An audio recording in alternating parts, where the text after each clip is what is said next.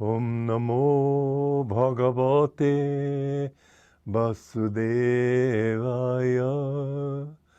Om Namo Bhagavate Vasudevaya.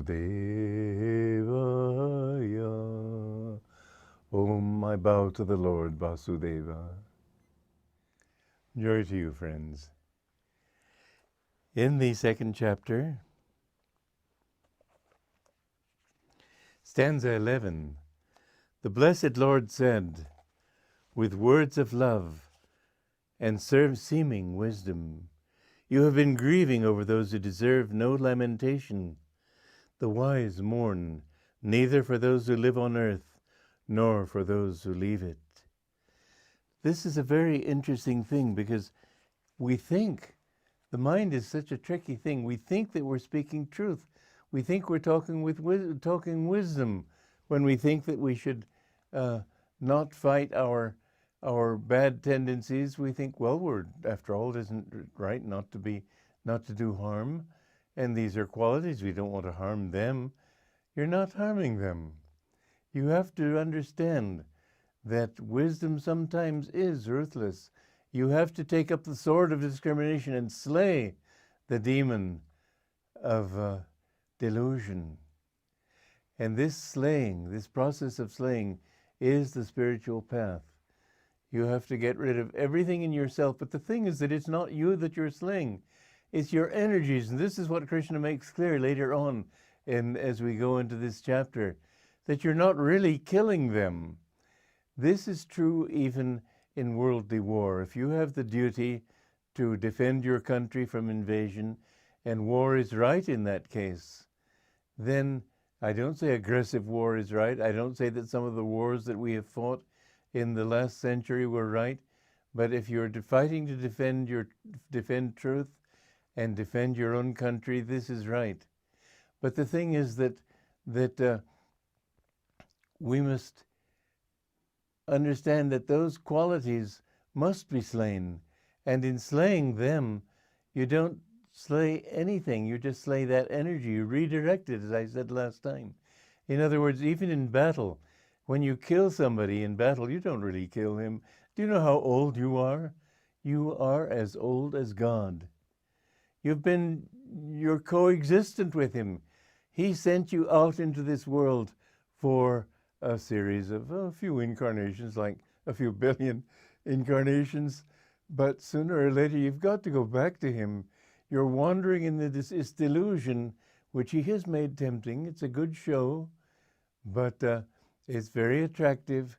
But sooner or later, you begin to see that every gain reaches disappointment. Every plus is canceled out by a minus. You realize that you've got to fight this, but then you have to get rid of those things in yourself. And when you grow into God, you come out of that. You don't have to be born again. But as long as you are still wandering in delusion, the death of the body doesn't mean anything. You just go into another world, and if you've lived a happy life, it'll be a good world. And if you have not lived a happy life, you'll have a few nightmares.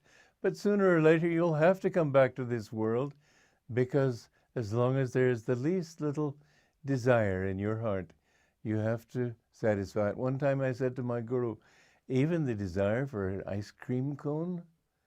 I thought, of course he'd say, no, not that. He said, oh, yes. I was kind of frightened when he said that. Every desire, but you know, most of those desires, once you've completely, as I one time asked him to help me overcome desire for good food, he said, don't worry about those little things. When ecstasy comes, everything goes. So those desires are fulfilled in the joy of God's presence. But anyway, when you do kill people, this Gita is true on all levels. When people are killed, they don't die. What is bad for you is if you desired to kill.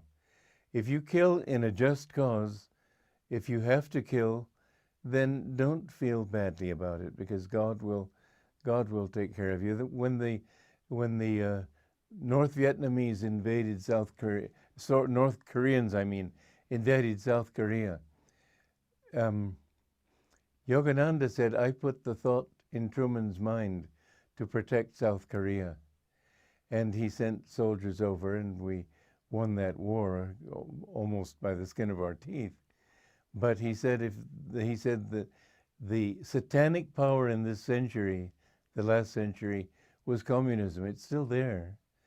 This atheistic religion that teaches that only materialism is true. It has substituted matter for God as its religion. It says religion is the opiate of the people, but it itself is a kind of religion.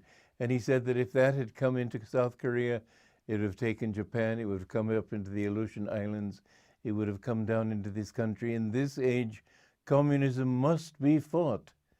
It is an evil because it teaches people all those qualities that take them away from our higher divine nature.